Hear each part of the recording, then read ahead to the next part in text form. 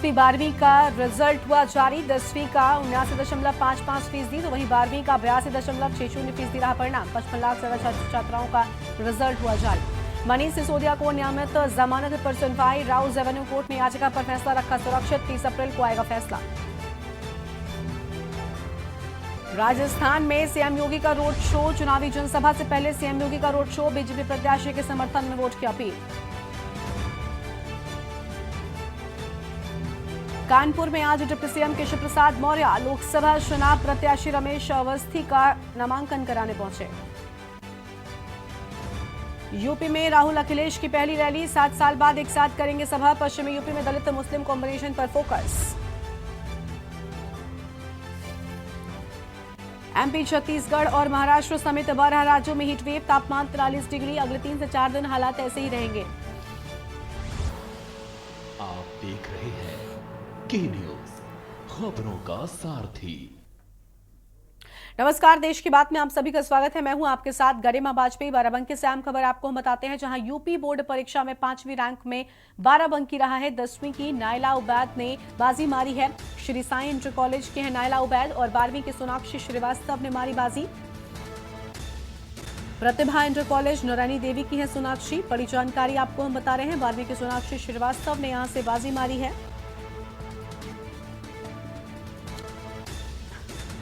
और 10वीं की नायला उबैद ने मारी बाजी। यह अहम खबर आपको हम बता दें।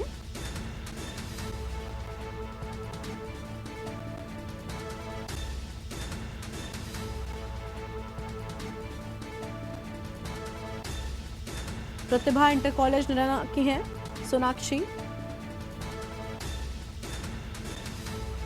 बाराबंकी से खबर। यूपी बोर्ड परीक्षा में 5वीं रैंक में रहा बाराबंकी।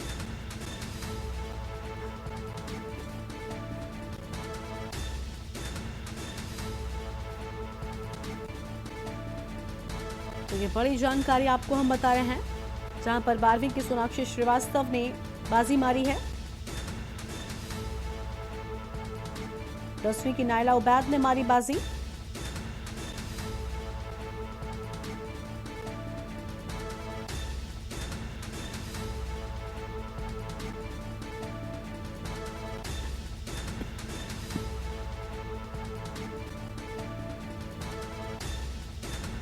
प्रतिभा इंटर कॉलेज नौरानी देवी की है छात्रा। बाराबंकी से खबर। यूपी बोर्ड परीक्षा में 5वीं रैंक में रहा बाराबंकी।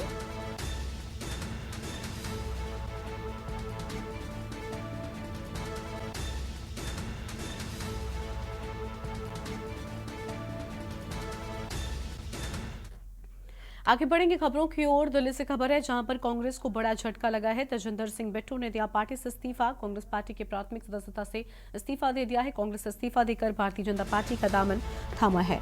तो कांग्रेस से इस्तीफा देकर भारतीय जनता पार्टी का दामन थामा है। आम खबर। तजिंदर सिंह बिट्टू ने दिया इस्तीफा। कांग्रेस पार्टी की प्राथमिक सदस्यता से इस्तीफा दे दिया है।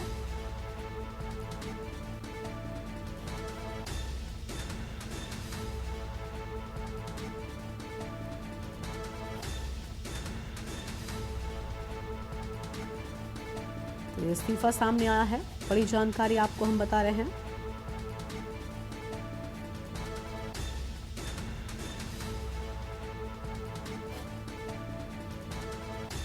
दिल्ली से खबर। कांग्रेस को बड़ा झटका लगा है। दिल्ली से बड़ी जानकारी।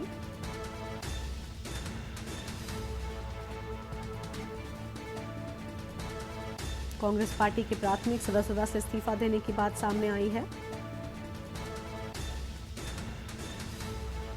कांग्रेस से इस्तीफा देकर बीजेपी का दामन थामा है। दिल्ली से बड़ी जानकारी आपको हम बता रहे हैं।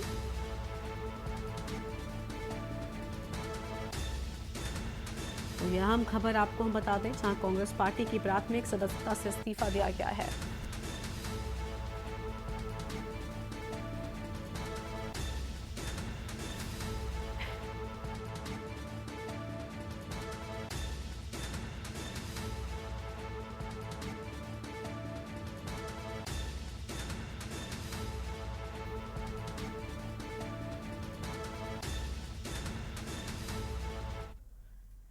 और अगली खबर कानपुर से आपको हम बताते हैं, जहां नामांकन कराने पहुंचे रमेश अवस्थी हजारों कार्यकर्ताओं के साथ नामांकन कराने के लिए पहुंचे। प्रवेश के लिए पुलिस कर्मियों से झड़प भी हो गई। महेश त्रिवेदी, प्रकाश पाल, सलिल बिश्नोई, वकील और प्रत्याशी सहित 5 लोगों को प्रवेश मिला। तो नामांकन कराने के लिए भारी भीड़ के साथ पहुंचे रमेश अवस्थी। बड़ी खबर आपको हम बता रहे हैं, महेश त्रिवेदी, प्रकाश पाल, सलिल बिश्नोई को अंदर जाने की मिली अनुमति। हजारों कार्यकर्ताओं के साथ नामांकन कराने के लिए पहुंचे रमेश अवस्थी। ये बड़ी जानकारी आपको हम बता रहे हैं। प्रवेश के लिए पुलिसकर्मियों से झड़प भी देखने को मिली है। तो महेश त्रिवेदी, प्रकाश पाल, सलिल बिश्नोई को अंदर जाने की अनुमति मिली। वकील और प्रत्याशी सहित 5 लोग अंदर गए। कानपुर से खबर, नामांकन कराने पहुंचे रमेश अवस्थी। बड़ी जानकारी आपको हम बता रहे हैं। हजारों कार्यकर्ताओं के साथ नामांकन कराने के लिए पहुंचे।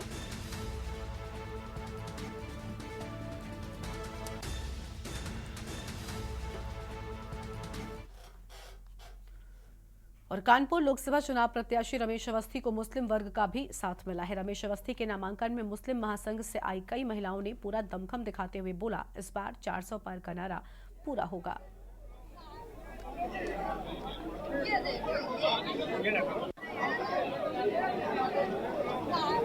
कानपुर लोकसभा भाजपा प्रत्याशी रमेश अवस्थी आज कानपुर कचहरी में अपना नामांकन कराने आए, जहां पर कानपुर में उनके साथ भाजपा के कई दिग्गज नेता कार्यकर्ताओं के साथ मुस्लिम वर्ग के लोग भी आए। हम इस मुस्लिम वर्ग के लोगों से भी बात करेंगे और जानेंगे कि इस बार जो इनका 400 का पार का नारा है कितना कारगर होने वाला है और मुस्लिम वर्ग का भाजपा को इस बार किस तरीके से सपोर्ट मिल रहा है। क्या नाम है मैडम आपका? निशान सारी जी, कहाँ से आई हैं आप?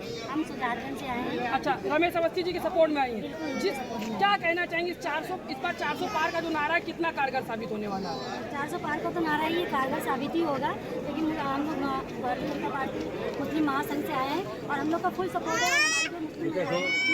उनका फुल सपोर्ट है। 400 पार हम लोग। देखिए, मुस्लिम महासंघ की जो महिलाएं हैं वो भी यहाँ पर भाजपा के जो इस बार सांसद प्रत्याशी रमेश अवस्थी उनका समर्थन करने कई और मुस्लिम ऐसे कार्यकर्ता हमारे साथ, हम इनसे बात करेंगे और जानेंगे इनका किस तरीके का सपोर्ट है अवस्थी जी के साथ। क्या नाम है आपका? मेरा नाम हीना है। हीना जी, क्या कहना चाहेंगे, 400 पार का जो नारा है इस बार कितना कारगर साबित होने वाला है? क्या लगता है? अच्छा ही साबित हो। हम लोग तो यही चाहते हैं कि हम लोग सब लोग सारी महिलाएं पे ऐसी उसके काम करें कि मतलब। क्या नाम है आपका? क्या कहना चाहेंगे? सर, हम लोग बीजेपी मुस्लिम महासंघ की तरफ से आए हुए सुजानगंज से और हम तो चाहते हैं कि हम लोग मिलकर सब अच्छे बीजेपी के साथ काम करें। देखिए, कहीं ना कहीं जहां पर भाजपा को भाजपाइयों का और जो अन्य वर्ग के लोग हैं उनका तो सपोर्ट मिल ही रहा है, लेकिन कहीं नहीं न कहीं कानपुर में जो मुस्लिम महासंघ के लोग हैं उनका सपोर्ट भी भाजपा को मिल रहा है। कानपुर से सुरेश सविता के न्यूज़ इंडिया।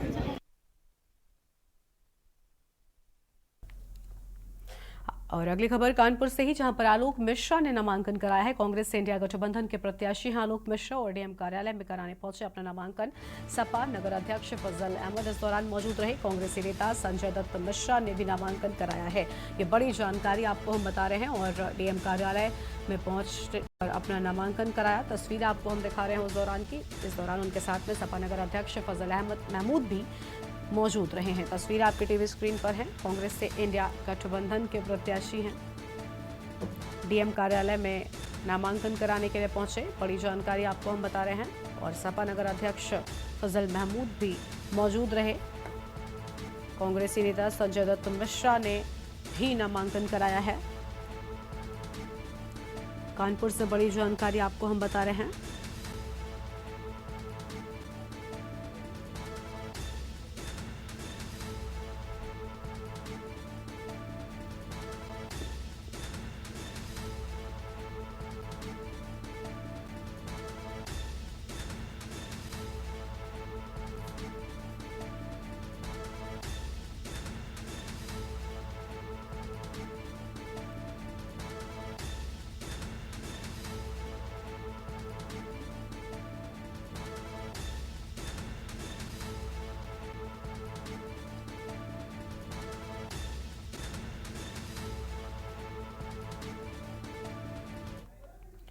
और अगली खबर बरेली से आपको हम बताते हैं, जहां पर बसपा प्रत्याशी को लगा बड़ा झटका। लोकसभा प्रत्याशी छोटेलाल गंगवार का पर्चा खारिज किए जाने की बात सामने आई है।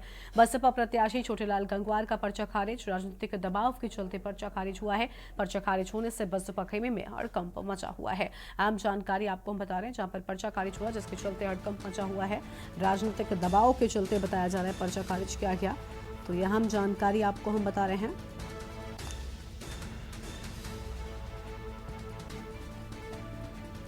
लोकसभा प्रत्याशी का पर्चा खारिज। फिलहाल यह अहम खबर आपको हम बता दें।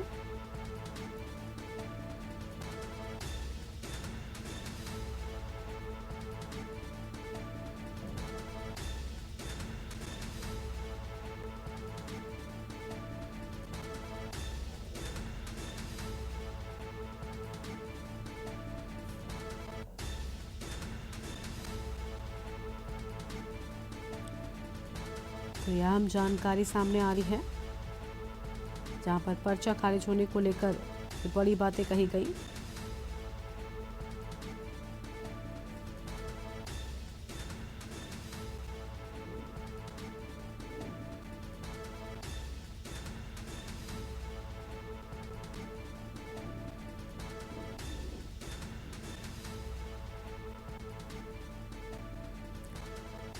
तो ये बड़ी जानकारी आपको हम बता दें, बसपा प्रत्याशी छोटेलाल गंगवार का पर्चा खारिज किया गया है।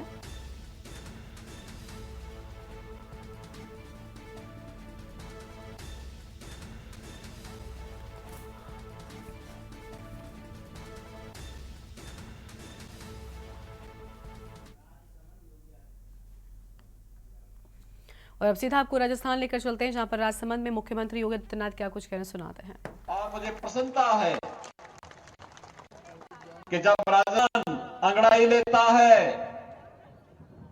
तो उसकी गूंज देश के अंदर सुनाई देती है, और इसी गूंज का एहसास के लिए आज मुझे आपके बीच में पड़ा है।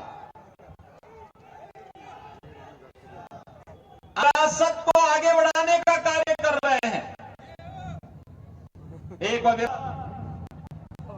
जो मेवाड़ और मेड़ता को आपस में जोड़ता है, एक वह विरासत जो राष्ट्रभक्ति के साथ मानव के संबंधों का हम सबको एहसास कराता है, और एक वह विरासत कृष्ण की भक्ति में लीन मीराबाई को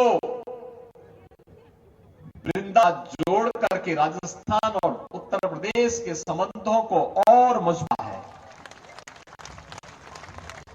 मेरे संबंध तो और पूर्ण हो जाते हैं। हमारे पूर्वज इसी राजस्थान से गए,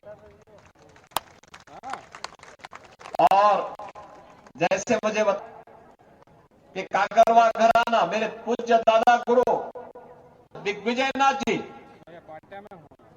वो यही इसी मेवाड़ से गोरखपुर आए थे, और गोरखपुर के बाद फिर वहां से उन्होंने जो अलग जगाया, आज उसका परिणाम हम सबके सामने है। अयोध्या में प्रधानमंत्री मोदी जी के प्रयासों से रामलला के भव्य मंदिर निर्माण कार्य हम सबके सामने हुआ है। बहनों और भाइयों, मैं आप सबको इसीलिए इस बात का एहसास, विपरीत परिस्थितियों में धैर्य न खो करके महाराणा प्रताप लड़ते रहे। उन्होंने स्वदेश और अपने स्वाभिमान के साथ, स्वधर्म के साथ, स्वधर्म को झुकने नहीं दिया था। देश के लिए और मातृभूमि के लिए लड़ते रहे। इसके लिए कष्ट पड़ा था, इसके लिए उन्हें जंगलों के अंदर भी कुछ दिनों तक रहना पड़ा था, लेकिन अपने जीवन काल में ही सभी दुर्ग और सभी किलों को वापस लेकर के उस समय की सबसे बड़ी ताकत कही जाने वाले अकबर को उन्होंने घुटने टेकने के लिए मजबूर कर दिया था। इस पावन धरा को इसलिए हम कोटि कोटि नमन करते हैं, जिस धरती ने कभी स्वदेश, स्वधर्म और स्वाभिमान के साथ समझौता नहीं किया है। बहनों और भाइयों, आज देश एक बार फिर से राजस्थान का आह्वान कर रहा है। ये राजस्थान की धरती उसी बात की गवाह, उसी बात को लेकर के चलती है। लोग मुझसे पूछते हैं कि राजस्थान में आपको इतना प्यार क्यों मिलता है? तो क्योंकि मैं भी सत्य का पथिक हूं और राजस्थान में उस सत्य की आवाज को हमेशा मजबूती के साथ आगे बढ़ता है। बहनों और भाइयों, मैं आज इसीलिए आपसे कहने के लिए आया हूं कि देश अपने भाग्य के एक ऐसे मोड़ पर खड़ा है जहां एक और प्रधानमंत्री मोदी नेतृत्व में विकसित भारत की संकल्पना को साकार करने के लिए जनता जनार्दन का आशीर्वाद मांगा जा रहा है। अभी और वे लोग हैं जो भारत को विकसित नहीं देखना, बदहाल देखना चाहते हैं। बहनों और भाइयों, अपने 10 वर्ष में बदलते हुए भारत को देखा है। 10 वर्ष मोदी जी के नेतृत्व में एक ऐसा भारत के अंदर जिसका सम्मान बढ़ा है, सीमाएं सुरक्षित हुई हैं। आज कोई भी विधर्मी, कोई विदेशी भारत में आक्रमण नहीं कर सकता। कोई विदेशी घुसपैठे भारत की आक्रमण नहीं कर सकता। भारत के अंगवाद और नक्सलवाद की समस्या का समाधान हुआ है। अगर कहीं का भी तेज से फूटे तो सबसे पहले सफाई पाकिस्तान देता है, किसके पीछे नहीं है। ये भय दुश्मन के मन में है, क्योंकि उसे मालूम है कि अगर किसी आतंकी वारदात में पाकिस्तान का हाथ होगा और उसके द्वारा प्रश्रय प्राप्त किसी आतंकी से हाथ होगा तो उसको लेने के देने पड़ जाएंगे। इसलिए वह भय के मारे पहले ही सफाई दे देता है, कहता साहब मेरा हाथ मारे, इससे कोई लेना देना नहीं। बहनों और भाइयों, के अंदर विकास कैसे होने चाहिए? Highway, railway, express highway, IIT, IIM, AIIMS, 1 district 1 medical college, घर नल की योजना जैसे बड़े परियोजनाएं देश की शोभा बढ़ा रही है, देश को विकास की एक नई ऊंचाई तक पहुंचाने का कार्य कर रही है। और गरीब कल्याणकारी योजनाओं की तो कोई याद करिए, 14 के पहले लोग भूखते थे, अकाल पड़ती थी। 14 के बाद पिछले 4 वर्ष से आप देख रहे होंगे 80 करोड़ लोग फ्री की सुविधा का लाभ प्राप्त कर रहे हैं। बिना भेदभाव के योजनाओं का लाभ मिल रहा है। याद करिए, भारत 80 करोड़ लोगों को राशन दे रहा है और पाकिस्तान की कुल आबादी 23 करोड़ की। 23 करोड़ लोग 1 जून रोटी के लिए तरस। तो आप तस्वीरें राजस्थान से देख रहे थे, जहां पर मुख्यमंत्री योगी आदित्यनाथ पहुंचे हुए थे। अब आगे बढ़ेंगे खबरों की ओर। लोकसभा सीट पर बीजेपी प्रत्याशी रमेश अवस्थी के नामांकन से पहले परमठ स्थित परिसर में जनसभा को संबोधित करने के लिए उप मुख्यमंत्री केशव प्रसाद मौर्य पहुंचे। डिप्टी सीएम ने कार्यकर्ताओं को संबोधित करते हुए विपक्षियों पर जमकर हमला बोला है।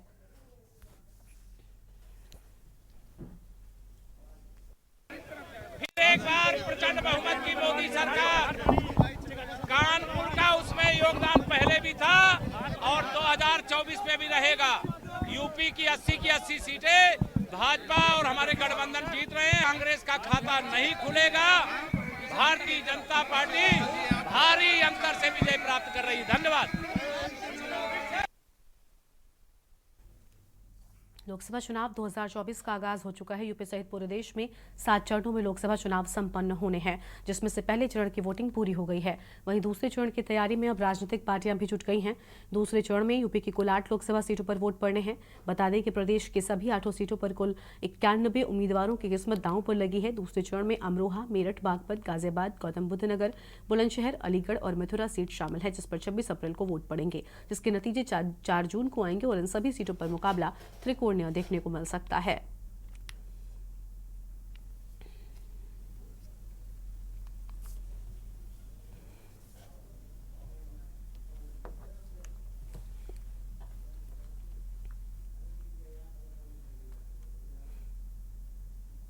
खबर है बुलंदशहर से ही, जहां पर अनूप शहर के एमपी एमएलए के विशेष न्यायालय के न्यायाधीश विनय कुमार सिंह ने भाजपा विधायक प्रदीप चौधरी को न्यायालय में हाजिर न होने पर फरार घोषित कर दिया है।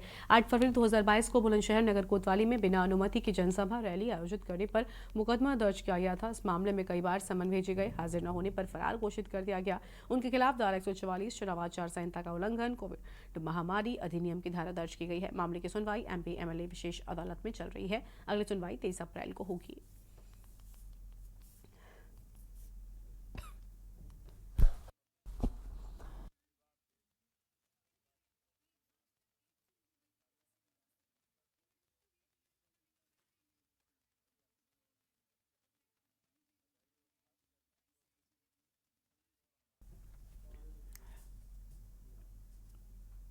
यूपी में कौशाम्बी जिले में सवारियों को लेकर प्रयागराज जा रही तेज रफ्तार डग्गामार बस अनियंत्रित हो गई और सड़क के किनारे ही पलट गई।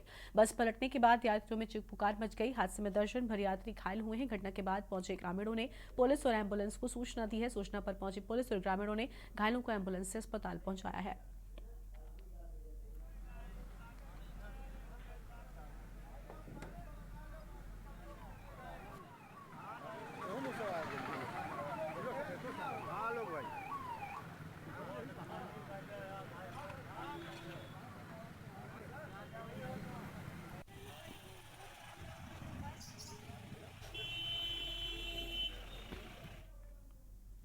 मुरैना से खबर है, नीटू सिकरवार के छोटे भाई पर फायरिंग। प्रचार के दौरान फायरिंग हुई और मुरैना से कांग्रेस प्रत्याशी है नीटू सिकरवार भाजपा नेताओं पर लगाया गंभीर आरोप। गुंडाहार करके हमला करने का आरोप लगाए जाने की बात सामने आई है।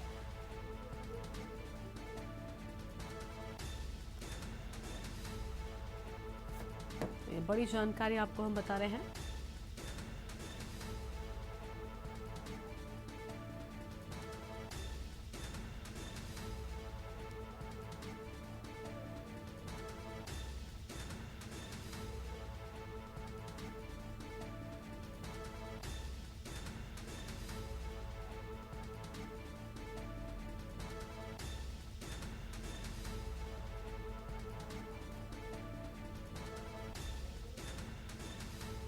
तो मुरैना से खबर, नीटू सिकरवार के छोटे भाई पर फायरिंग। मुरैना से खबर आपको हम बता रहे हैं, नीटू सिकरवार के छोटे भाई पर फायरिंग हुई। मुरैना से बड़ी जानकारी आपको हम बता दें, नीटू सिकरवार के छोटे भाई पर फायरिंग।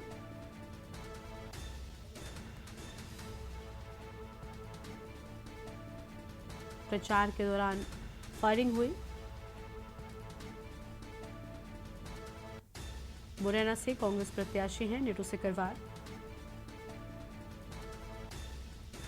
भाजपा नेताओं पर गंभीर आरोप लगाए हैं। अगली खबर सागर से है, जहां प्रधानमंत्री मोदी 24 अप्रैल को सागर में चुनावी हुंकार भरेंगे और लोकसभा के प्रत्याशी डॉक्टर लता वानखेड़े के समर्थन में जनसभा को संबोधित करेंगे। पूर्व मंत्री भूपेंद्र सिंह ने कहा कि प्रधानमंत्री मोदी ने सागर जिले को बहुत सारी सौगातें दी हैं, जिनमें से बीमा, पेट्रोकेमिकल, केन, बेतवा परियोजना व गरीब कल्याण योजनाएं हैं। बीजेपी पूरे देश में नया इतिहास रचने जा रही है। आगे उन्होंने बताया कि लोकसभा चुनाव में 417 सीटें प्रधानमंत्री मोदी के नेतृत्व में जीतेंगे और प्रधानमंत्री मोदी के सागर दौरे में प्रस्तावित सभा स्थल का निरीक्षण बुंदेलखंड लोकसभा क्लस्टर प्रभारी पूर्व गृह मंत्री नरोत्तम मिश्रा, ग्वालियर चंबल क्लस्टर प्रभारी पूर्व गृह मंत्री भूपेंद्र सिंह सहित कई अन्य लोगों की ओर से किया गया है। हमारे सब वरिष्ठ नेता आकर व्यवस्थाओं को देख रहे हैं और माननीय प्रधानमंत्री जी हम सबके मध्य आ रहे हैं, सागर आ रहे हैं। इसको लेकर लोगों में बहुत उत्साह है और विशेष रूप से जो माननीय प्रधानमंत्री जी ने बुंदेलखंड के विकास के लिए जो सौगातें दी हैं, हमारे यहाँ बीना रिफाइनरी के लिए पेट्रोकेमिकल का प्रधानमंत्री जी ने भूमि पूजन किया। 50,000 करोड़ का पेट्रोकेमिकल प्लांट लग रहा है। जहां भूमाफिया किसानों की जमीन हड़प रहे हैं और इसकी शिकायत किसानों ने उप मुख्यमंत्री विजय शर्मा से लगाई है। किसानों का कहना था कि उनकी जमीन महावीर डेवलपर्स के मालिक द्वारा योगेश पांडे द्वारा जबरदस्ती कब्जा कर लिया गया। जमीन के लिए हमें धमकाया जा रहा है और अपनी बची हुई जमीन को बेचने का दबाव बनाया जा रहा है।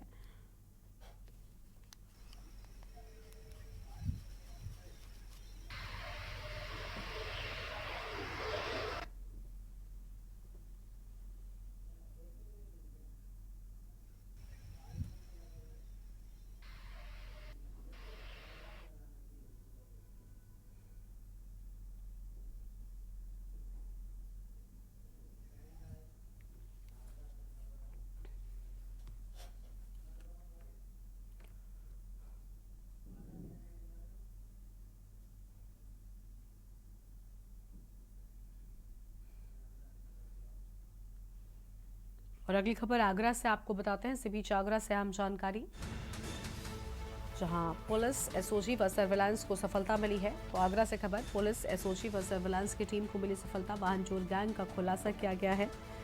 अहम खबर आपको हम बता रहे हैं, वाहन चोर गैंग का खुलासा 3 शातिर वाहन चोरों को गिरफ्तार किए जाने की बात भी सामने आई है।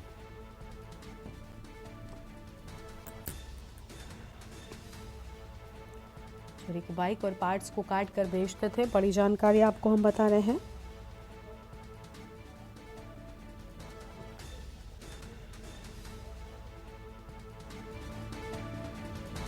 खुलासा करने वाली टीम को पुरस्कृत किया जाएगा।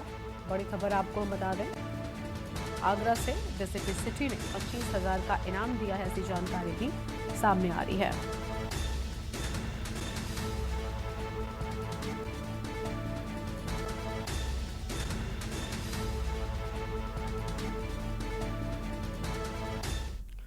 और अगली खबर का रुख कर लेते हैं, जहां पर आज यूपी बोर्ड के नतीजे सामने आ चुके हैं। तो 10वीं परीक्षा में टॉपर्स के जो नाम हैं वो सामने आए हैं।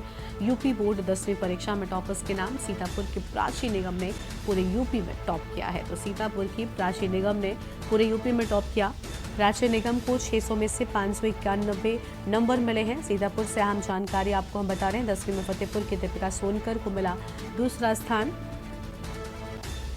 और दीपिका सोनकर को 600 में से 590 नंबर मिले हैं।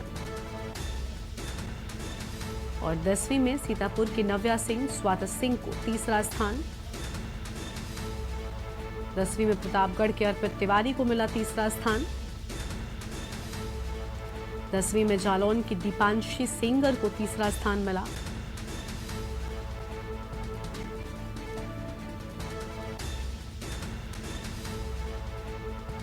सीतापुर की वैष्णवी, जालौन की इशिका को चौथा स्थान मिला है, और प्रयागराज के राज सिंह, फतेहपुर की दीपिका देवी को चौथा स्थान मिला है। 10वीं में अम्बेडकर नगर की नमिता वर्मा को मिला चौथा स्थान, और यूपी बोर्ड 10वीं परीक्षा में टॉपर्स के नाम सामने आ चुके हैं। और अगली खबर फरीदाबाद से आपको हम बताते हैं, जहां पर आपको बता दें कि 2 गैस एजेंसी के कर्मचारी गिरफ्तार हुए हैं। फरीदाबाद से खबर, 2 गैस एजेंसी के कर्मचारियों को गिरफ्तार किया गया है। गैस सिलेंडर से गैस कटिंग करते वक्त सामने आई बात। फरीदाबाद के मुजेसर इलाके में कर रहे थे गैस कटिंग, और पुलिस ने मौके से बरामद किए 37 एलपीजी गैस सिलेंडर। तो 37 एलपीजी गैस सिलेंडर बरामद किए गए हैं।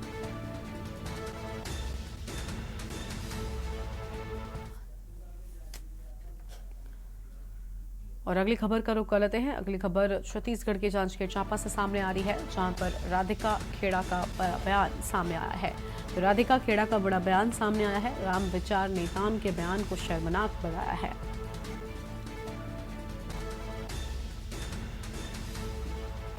छत्तीसगढ़ की नारी को शूर्पणखा बोलना शर्मनाक, ये नहीं बल्कि मोदी के चेले के गुण हैं। जांजगीर चांपा से खबर, राधिका खेड़ा का बड़ा बयान सामने आया है। राम विचार नेताम के बयान को शर्मनाक बताया है।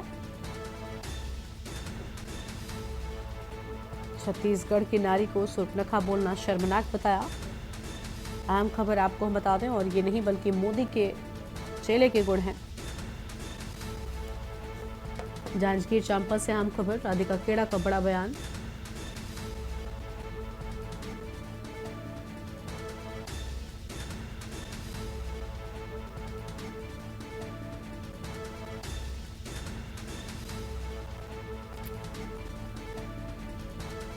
तो यह हम खबर आपको हम बता दें, जहां पर ये नहीं बल्कि मोदी के चेले के गुण हैं। जांजगीर चांपा से खबर, राधिका खेड़ा का बड़ा बयान जांजगीर चांपा में सामने आया है।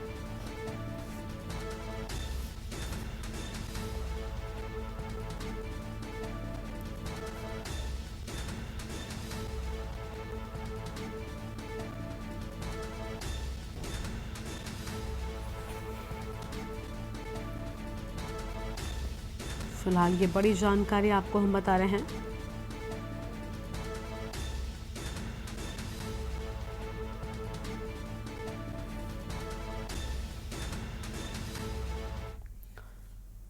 और अगली खबर फरीदाबाद से है, जहां पर एनआईटी स्थित डबुआ इलाके में शराब माफियाओं के हौसले बुलंद हो रहे हैं। बीती रात लगभग 12 बजे एक घटना सामने आई, जहां पर सत्यप्रकाश और उसका भाई नीरज अपनी कन्फेक्शनरी की दुकान पर 3 युवाओं को दारू की पेटी पर रखने से मना किया तो उन्होंने दुकानदार के साथ मारपीट शुरू कर दी, जिसमें सत्यप्रकाश की मौके पर ही मौत हो गई और उसका भाई नीरज गंभीर रूप से घायल हो गया।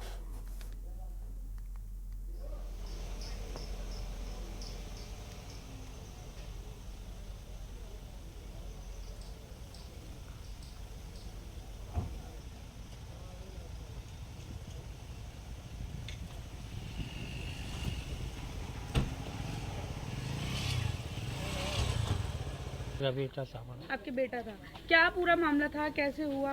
ऐसे आए, चखना वगैरह मांगा जी। और बाकी बाद और लड़के बुलाए, उन्होंने दारू की पेटी लाए, दारू के लिए मना किया, उन्होंने मारपीट की। अच्छा, उन्होंने मारपीट शुरू कर दी। हाँ जी। आप उस समझाने दौरान के कहाँ बाद थी? आपको सूचना कैसे मिली? मैं गांव में था। गांव कहाँ पे? मेरा गांव अलीगढ़ है। अलीगढ़ में। आपको सूचना कैसे मिली थी? फोन गया था घर से। घर से फोन गया हाँ, था। ये तो दोनों में से कोई किसी हालत में नहीं था बताने की। घर से बहू ने फोन किया। ये सत्यप्रकाश नाम का लड़का था एक, जो कि एयरफोर्स पे रहता है, जवाहर कॉलोनी खंड बी में। उसका छोटा भाई है नीरज यादव। ये दोनों रात के समय लगभग 11 बजे के आसपास दुकान में बैठे हुए थे।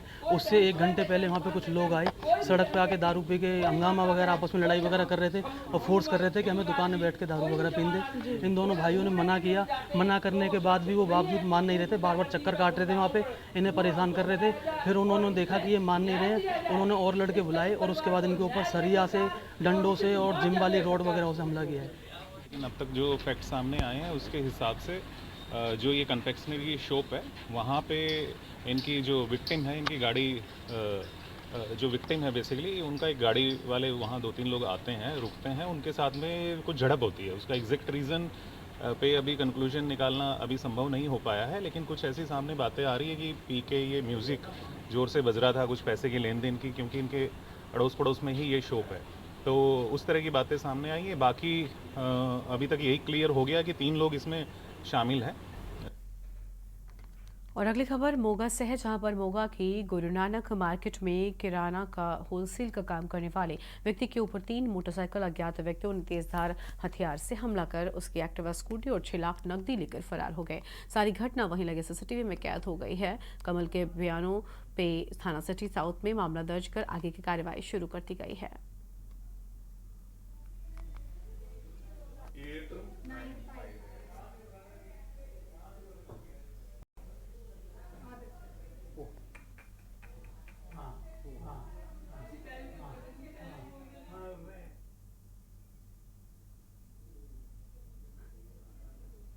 कमल कुमार और बिज्जी है, ये करियाने का ਜਿਹੜੇ होलसेल का काम करते हैं गुरु नानक मार्केट के विच।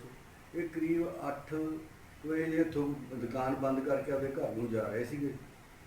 रात का वक्त सी, जो ये घर के नेड़े पहुंचे 3 नकाबपोश इन्हों ने मगर मोटरसाइकिल पर आए, जिहड़ा इहदे सिर दे विच भी कापा मारिया। इहदी स्कूटरी जिहड़ी एक्टिवा नूं खो के नाल ही उत्थों भज्जण ते सफल हो गए, ਜਿਹਦੇ ਵਿੱਚ ਇਹਦਾ ਕੈਸ਼ ਵੀ 5-6 ਲੱਖ ਇਹਨੇ ਦੱਸਿਆ ਆਪਣੇ ਬਿਆਨਾਂ ਦੇ ਵਿੱਚ ਵੀ ਸੀਗਾ। ਇਹਦੇ ਵਿੱਚ ਅਸੀਂ ਪੜਤਾਲ ਇਨਵੈਸਟੀਗੇਸ਼ਨ ਕਰ ਰਹੇ ਹਾਂ, ਪਰਚਾ ਦਰਜ ਕਰ ਲਿਆ, ਜਲਦੀ ਇਹਨਾਂ ਦੋਸ਼ੀਆਂ ਨੂੰ ਫੜ ਕੇ ਸਲਾਖਾਂ। गुरदासपुर के हल्का डेरा बाबा नानक के गांव जोड़ी कला का रहने वाला 34 वर्षीय तरसीम मसीह का बेटा कोटू मसीह, जो कि जालंधर में एक ढाबे पर काम करता था, अपने गांव आया था। गांव में अवैध शराब का कारोबार करने वाले अपने दोस्त सुखा मसीह के साथ शराब पीने गया और 200 रुपए के लेन देन को लेकर मामूली विवाद के दौरान शराब कारोबारी और उसकी पत्नी ने उस पर तेज हथियारों से हमला कर उसकी हत्या करती उसके शव को पास के नाले में फेंक दिया। परिजनों ने पुलिस प्रशासन पर आरोप लगाया है कि उन्हें उचित और न्याय नहीं दिया जा रहा है।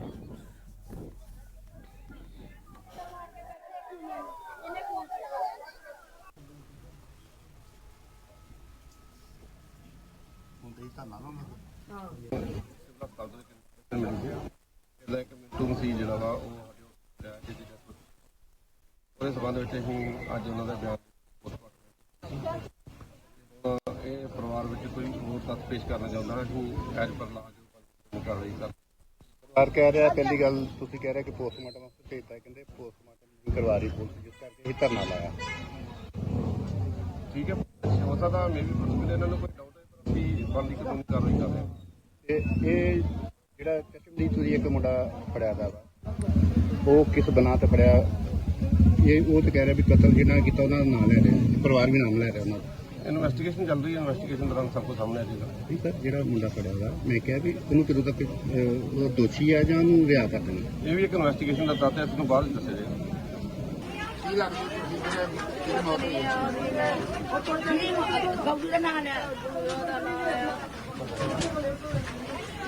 ਚੰਗਾ ਭਲਾ ਕਰੋ ਬਾਹਰ ਹੀ ਖਲੋਤਾ ਬਾਹਰੋਂ ਹੀ ਲੈ ਗਏ ਉਹਨੂੰ ਸੁੱਖੇ ਨਾਲ ਵੇਖਿਆ ਨੂੰ ਜਾਂਦੇ ਆ ਸਾਡੇ ਗਵਾਂਢੀਆਂ ਦਾ ਮੁੰਡਾ ਆ ਉਹਨੂੰ ਅੰਦਰ ਰੱਖਿਆ ਉਹਨੂੰ ਰਾਤ ਦਾ ਇੱਥੇ ਫੜ ਕੇ ਰੱਖਿਆ ਪਰ ਉਹਨੇ ਕੋਈ ਡੁੱਬਿਆ ਹੀ ਨਹੀਂ ਆ ਮੇਰੇ ਦੋ ਬੱਚੇ ਆਈ ਰਾਤ ਦੇ ਟਿਕਟਦੇ ਆ ਮੈਂ ਆਪਣੇ ਭਰਾ ਦੇ ਮੁੰਡੇ ਨੂੰ ਕਿਹਾ ਮੈਂ ਕਿਹਾ ਜਾਵੇ ਆਪਣੇ ਚਾਚੇ ਨੇ ਲੱਭ ਕੇ ਲਿਆ ਆਇਆ ਨਹੀਂ ਪੜ ਗਿਆ ਉਹਨੂੰ ਨਾ ਮਾਰ ਕੇ ਸੱਪੜ ਚ ਸੁੱਟ दिया।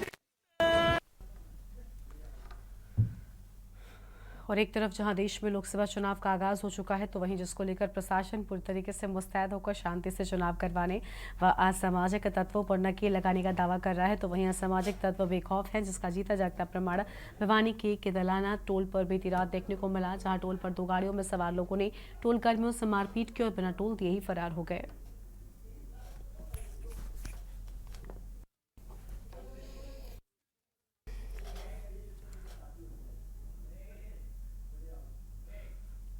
और यहाँ पर एक छोटे से ब्रेक के लिए रोकते हैं, चल लौटेंगे।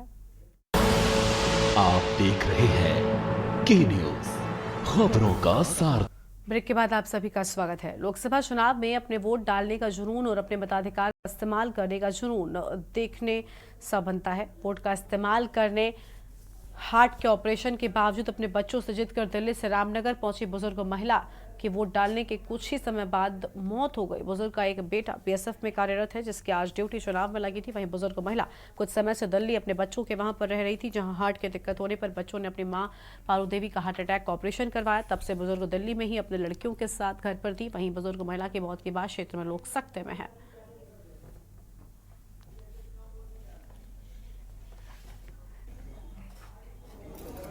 बहुत समय से जो है दिल्ली में थी और अपने बेटे और बेटी के पास थी वहाँ दिल्ली में।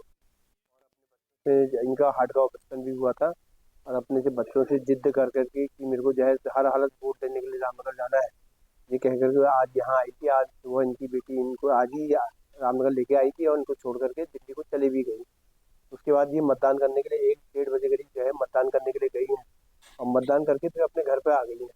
अभी जो है शाम को 6:30 बजे करीब इन्होंने अपने प्राण छोड़।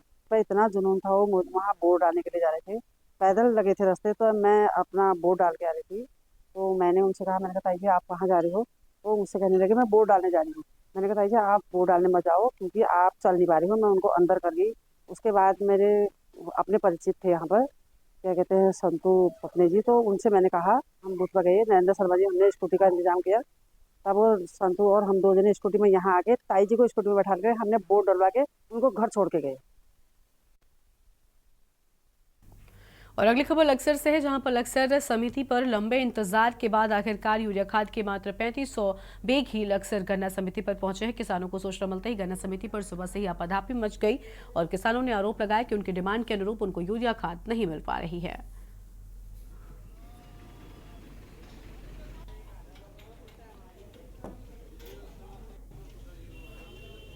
मैं कह रहा कि इनकी बार 2 योजना से खाद की बड़ी शॉर्टेज हो रही है। यहाँ 2000-2500 बोरे आया, वहाँ का 10,000 हो गई। कि सरकार भी दवाई कर रही कि किसानों की दुगनी आय करेंगे, ना दुगनी आय हो रही ना खाद की पूर्ति हो रही। किसान बड़ा पीड़ित था किसान और इसके बारे में सरकार कुछ सोच नहीं रही ना धान कर रही। सर गन्ने में खाद चाह रहा था, धान में भी चाह रहा खाद, इसलिए किसान बड़े परेशान है। सरकार कह रही दुगनी आय होगी, दुगनी आय होगी नहीं। डाई लेने के लिए डाई है ही नहीं यहाँ पर। गन्ने की बुआई के लिए, गन्ने की बुआई के लिए परेशानी हो रही है बहुत ज़्यादा। फिर आप कैसे करोगे? बस जैसे वैसे बिना खाद के क्या करें? क्या बताया उन्होंने? जेपी है ही नहीं, मांग भेज नहीं रखी कुछ नहीं। डाई का ना कर रहे बिल्कुल है ही नहीं, कभी डाई है नहीं डाई। प्रियंका गांधी क्या कुछ कह रही है, एक बार सुनाते हैं आपको। പൂർത്തിയാക്കാൻ സഹായിക്കും. അതുപോലെ യുവജനങ്ങൾക്ക് വേണ്ടി 5000 കോടിയുടെ ഒരു സ്റ്റാർട്ടപ്പ് ഫണ്ട് ഈ രാജ്യത്തെ സംരംഭകർക്ക് വേണ്ടി അതും കൂടി ഞങ്ങൾ ഉറപ്പ് നൽകുന്നു. So my friends, my sisters and brothers, as I said, the two most important things when you go to vote are for you to think about where our country is heading, to think about how your vote is going to contribute to protect our democracy, to protect our constitution, and to protect your rights and reservations. ആദ്യമായിട്ട് നിങ്ങളോട് ഞാൻ പറയാൻ നേരത്തെ പറഞ്ഞതുപോലെ എന്റെ സുഹൃത്തുക്കളെ, സഹോദരന്മാരെ, ഞാൻ പറയാൻ ആഗ്രഹിക്കുന്നത്, നിങ്ങൾ ഈ തെരഞ്ഞെടുപ്പിൽ പോകുമ്പോൾ ആദ്യം ചിന്തിക്കേണ്ടത് നമ്മുടെ രാജ്യം എങ്ങോട്ട് പോവുകയാണ്. നിങ്ങളുടെ വോട്ട് ഈ രാജ്യത്തെ ജനാധിപത്യത്തെയും ഈ രാജ്യത്തെ ഭരണഘടനയും നിങ്ങളുടെ അവകാശങ്ങളെയും സംരക്ഷിക്കുന്നതിന് വേണ്ടിയാണെന്നുള്ള കാര്യമാണ് നിങ്ങൾ പ്രധാനമായി ഓർക്കേണ്ടത്. And the second is that you focus on yourselves. Not on any political party, not on any leader, on yourselves. How is your life going to improve when you cast your vote? If you are going to give your vote to a party that only distracts you, that only spreads divisiveness between you, that only creates social problems between you, then you are not going to progress.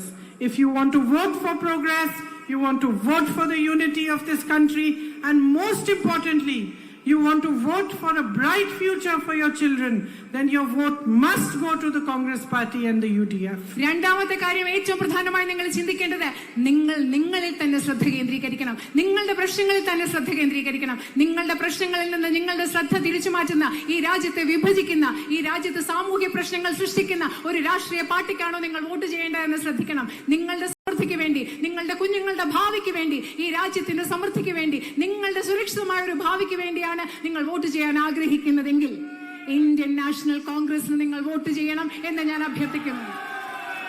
Because as I said, this election must be an election about you, the people of India. This election must be an election about the democracy of India, about the constitution of India, and about the future of this great nation for whom so many have laid down their lives. ഞാൻ നേരത്തെ പറഞ്ഞതുപോലെ ഈ തെരഞ്ഞെടുപ്പ് എന്ന് പറയുന്നത് ഇന്ത്യയിലെ ജനങ്ങളെ കുറിച്ചുള്ള തെരഞ്ഞെടുപ്പായിരിക്കണം. ഈ രാജ്യത്തെ ജനാധിപത്യത്തെ കുറിച്ചുള്ള തെരഞ്ഞെടുപ്പായിരിക്കണം. ഈ രാജ്യത്തിന്റെ ഭരണഘടനയെ കുറിച്ചുള്ള തെരഞ്ഞെടുപ്പായിരിക്കണം. ഈ രാജ്യത്തിന് വേണ്ടി ജീവൻ ബലികഴിച്ച അനേകം മനുഷ്യരെ ഓർക്കുന്ന, അവരുടെ ജീവിതത്തെ കുറിച്ച് ഓർക്കുന്ന ഒരു തെരഞ്ഞെടുപ്പായിരിക്കണം. So there are times in our lives as a nation, as a people, when we need to look beyond ourselves and think of the country that has given us life, that has given us hope, and that has given us sustenance. നിങ്ങൾക്കറിയാം, നമ്മുടെ ജീവിതത്തിലും ഒരു രാജ്യം എന്ന നിലയിലും വ്യക്തികൾ എന്ന നിലയിലും നമ്മുടെ ജീവിതത്തിൽ പല സന്ദർഭങ്ങളും ഉണ്ടാവാറുണ്ട്. ആ സന്ദർഭത്തിൽ നമ്മൾക്കുപരിയായി, നമ്മളിൽ നിന്നപ്പുറം നമ്മുടെ രാജ്യത്തെക്കുറിച്ച് നമുക്ക് ചിന്തിക്കണം. നമുക്ക് ജീവൻ നൽകിയ, നമുക്ക് പ്രതീക്ഷ നൽകിയ, നമ്മെ ജീവിപ്പിക്കുന്ന, നമ്മെ നിലനിർത്തിക്കുന്ന ഈ രാജ്യത്തെക്കുറിച്ച് നമ്മൾ ചിന്തിക്കേണ്ടിയിരിക്കുന്നു. And this is one of those times.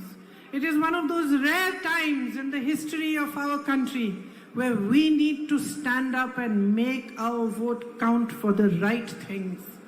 ഇത് അങ്ങനെയുള്ള ഒരു സമയമാണ്. നമ്മുടെ രാജ്യത്തിന്റെ ചരിത്രത്തിലെ അപൂർവമായ ഒരു സമയമാണ്. ഏത് സമയത്താണോ നമ്മൾ ധൈര്യപൂർവ്വം നിന്ന് നമ്മുടെ അവകാശങ്ങൾക്ക് വേണ്ടി നിന്ന് നമ്മുടെ വോട്ട് എത്ര പ്രധാനമാണെന്ന് തിരിച്ചറിഞ്ഞ് നമ്മുടെ രാജ്യത്തിന് വേണ്ടി നമ്മൾ നിലകൊള്ളുന്ന അതിപ്രധാനമായ അപൂർവമായ ഒരു അവസരമാണ് നമ്മുടെ രാജ്യത്തിന്റെ ചരിത്രത്തിൽ ഇന്ന്. Where we need to choose truth over lies. നമ്മൾ സത്യം, നുണകൾക്കുപരിയായി നമുക്ക് സത്യം തിരഞ്ഞെടുക്കണം. Where we need to choose honesty over greed. അത്യാഗ്രഹത്തിനുപരിയായി നമ്മൾ സത്യസന്ധതയെ തിരഞ്ഞെടുക്കണം. Where we need to choose unity over divisiveness. വിഭാഗീയതയ്ക്കുപരിയായി നമ്മൾ ഐക്യത്തെ തിരഞ്ഞെടുക്കണം. And where we need to choose India first and foremost. അത് മാത്രമല്ല, എല്ലാറ്റിനും ഉപരിയായി നമ്മൾക്ക് നമ്മുടെ ഇന്ത്യയെ. और इस बीच हल्द्वानी से एक खबर सामने आ रही है. हल्द्वानी से खबर का रुख करेंगे, जहां पर नैनीताल से 6 विधानसभा सीटों की ईवीएम पहुंची हल्द्वानी के MBPC कॉलेज में स्ट्रांग रूम बनाया गया है. तो हल्द्वानी में स्ट्रांग रूम बनाया गया है और ट्रिपल लेयर सिक्योरिटी में रखी गई हैं सभी ईवीएम मशीनें. तो ट्रिपल लेयर सिक्योरिटी में सभी ईवीएम मशीनें रखी गई हैं. स्ट्रांग रूम पर पैरामिलिट्री, पुलिस और PSC के जवानों की तैनाती भी कर दी गई है. बड़ी जानकारी, हल्द्वानी के MBPG कॉलेज में बनाया गया स्ट्रॉन्ग रूम और ट्रिपल लेयर सिक्योरिटी में रखी गई EVM मशीनें। बड़ी जानकारी आपको हम बता रहे हैं। स्ट्रॉन्ग रूम पर पैरामिलिट्री, पुलिस और PSC की तैनाती कर दी गई है। CCTV से की जा रही 24 घंटे स्ट्रॉन्ग रूम की मॉनिटरिंग। तो CCTV से 24 घंटे स्ट्रॉन्ग रूम की मॉनिटरिंग भी की जा रही है। 6 विधानसभा सीटों की EVM पहुंची है। हल्द्वानी के MBPG कॉलेज में स्ट्रॉन्ग रूम बनाया गया है। ट्रिपल लेयर सिक्योरिटी में रखी गई है EVM मशीनें। बड़ी जानकारी आपको हम बता रहे हैं। और स्ट्रॉन्ग रूम पर पैरामिलिट्री, पुलिस और PSC के जवानों की तैनाती भी कर दी गई है। हल्द्वानी के MBPG कॉलेज में स्ट्रॉन्ग रूम बनाए जाने की बात सामने आई है।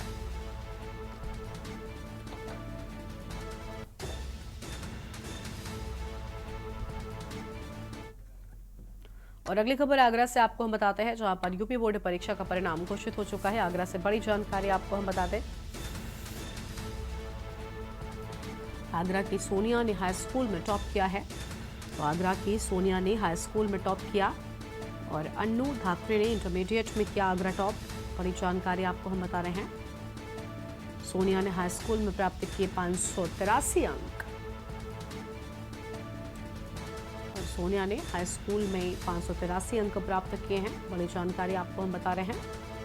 अन्नू ने इंटरमीडिएट में प्राप्त किए 485 अंक।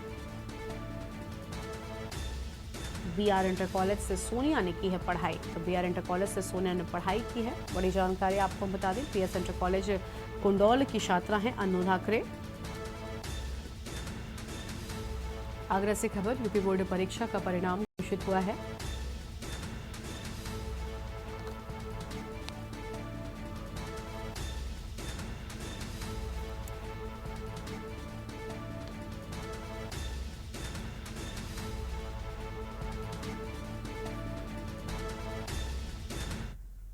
अगली खबर मुरादाबाद से आपको हम बताते हैं। मुरादाबाद से अगली बड़ी जानकारी, जहां पर गैस सिलेंडर से भरे ट्रक में भीषण आग लग गई। ट्रक में भरे हुए थे सैकड़ों गैस सिलेंडर। ये बड़ी जानकारी आपको हम बता रहे हैं।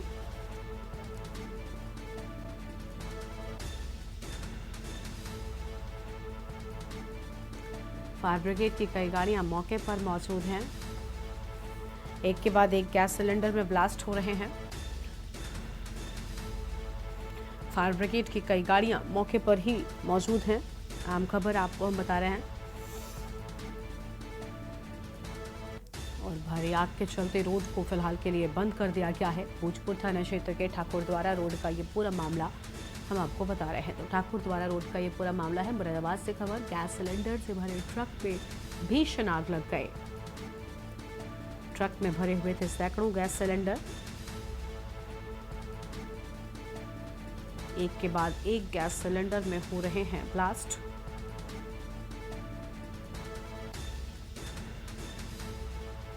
फायर ब्रिगेड की कई गाड़ियां मौके पर ही मौजूद हैं। एक के बाद एक गैस सिलेंडर में हो रहे ब्लास्ट। फायर ब्रिगेड की कई गाड़ियां मौके पर मौजूद।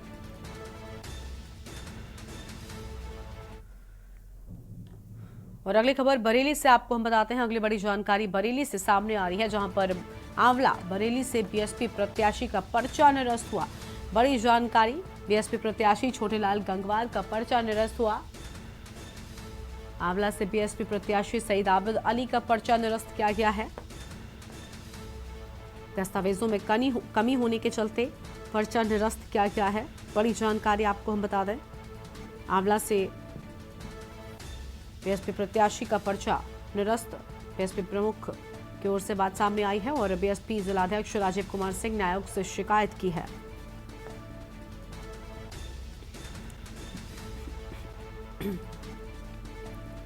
फिलहाल ये बड़ी जानकारी आपको हम बता रहे हैं।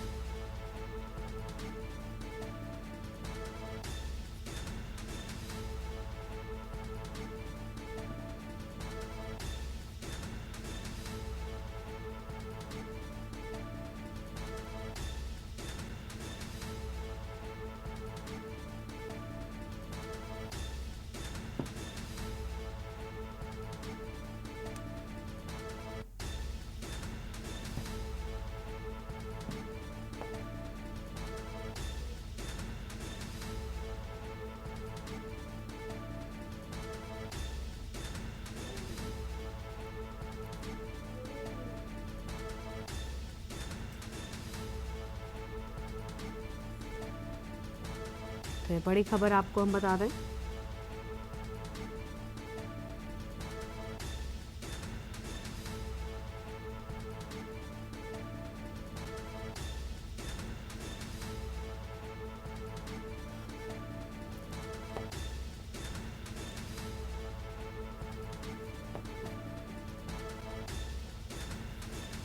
बरेली से हमारे साथ हमारे संवाददाता शानू कुमार जुड़ चुके हैं। माफ कीजिएगा, ब्यूरो चीफ शानू हमारे साथ में है। शानू, बीएसपी प्रत्याशियों के 2 प्रत्याशियों के बताया जा रहे पर्चा निरस्त हुए हैं, पूरी जानकारी क्या है? देखिए गरिमा, निश्चित तौर पे जो बहुजन समाज पार्टी के दोनों प्रत्याशी हैं उनको बड़ा झटका लगा है। दोनों ही प्रत्याशियों के जो है पर्चे जो दाखिल किए गए थे वो निरस्त कर दिए गए हैं, जिला निर्वाचन अधिकारी की तरफ से निरस्त किए गए हैं। दरअसल जो बरेली सीट से जो प्रत्याशी थे छोटेलाल गंगवार, उनका अभी कारण स्पष्ट नहीं हो पाया है। जितने भी बसपा कार्यकर्ता है, जिलाध्यक्ष समेत लोग जांच में जुटे हुए हैं, आखिर वजह क्या रही जो उनका पर्चा निरस्त किया गया है। वहीं दूसरी तरफ जो आंवला सीट है बरेली की, उसकी बात की जाए तो वहां पर आबिद अली प्रत्याशी थे, बहुजन समाज पार्टी के अधिकृत प्रत्याशी थे, उनका भी पर्चा निरस्त कर दिया गया है। लेकिन यहाँ पर 2 बातें सामने आ रही हैं। सबसे बड़ी वजह, क्योंकि कल की बात की जाए तो सत्यवीर सिंह जो कि बहुजन समाज पार्टी से ही उन्होंने पर्चा दाखिल किया था और जो जिलाध्यक्ष हैं उन्होंने उनको फर्जी बताया गया था। लेकिन जिला निर्वाचन अधिकारी की तरफ से बात की जाए तो आबिद अली का पर्चा कैंसिल करके और सत्यवीर जो सिंह है उनका पर्चा एक्सेप्ट कर लिया गया है और उनका जो पर्चा दाखिल किया गया आबिद अली की तरफ से उसको खारिज कर दिया गया है। फिलहाल जो जिलाध्यक्ष की जो संगठन है, बहुजन समाज पार्टी का संगठन है, उसने शहर कोतवाली में एक शिकायत दर्ज कराई है। उसमें उन्होंने कहा है जो सत्यवीर सिंह है वो जो है फर्जी तरीके से नामांकन कराया उन्होंने और उसका जो है जिला निर्वाचन अधिकारी ने एक्सेप्ट कर लिया। तो अभी संशय बरकरार है कि जो आंवला की जो सीट है उस पर आखिर बहुजन समाज पार्टी का अधिकृत प्रत्याशी कौन होगा। अभी तक की बात की जाए तो आबिद अली पर विराम लग चुका है और अब सत्यवीर सिंह को प्रत्याशी घोषित कर दिया गया है। बिल्कुल, बहुत शुक्रिया शानू आपका अधिक जानकारी साझा करने के लिए। तो यह हम खबर आपको हम बरेली से बता रहे हैं, जहां पर बीएसपी जिलाध्यक्ष राजीव कुमार सिंह ने आयोग से पूरे मामले में शिकायत भी कर दी है। आंवला से 2 बीएसपी प्रत्याशी होने की वजह से मामला फंस गया। और देश की बात में फिलहाल इतना ही। आप देखते रहिए न्यूज़ इंडिया। नमस्कार। आप देख रहे हैं के न्यूज़, खबरों का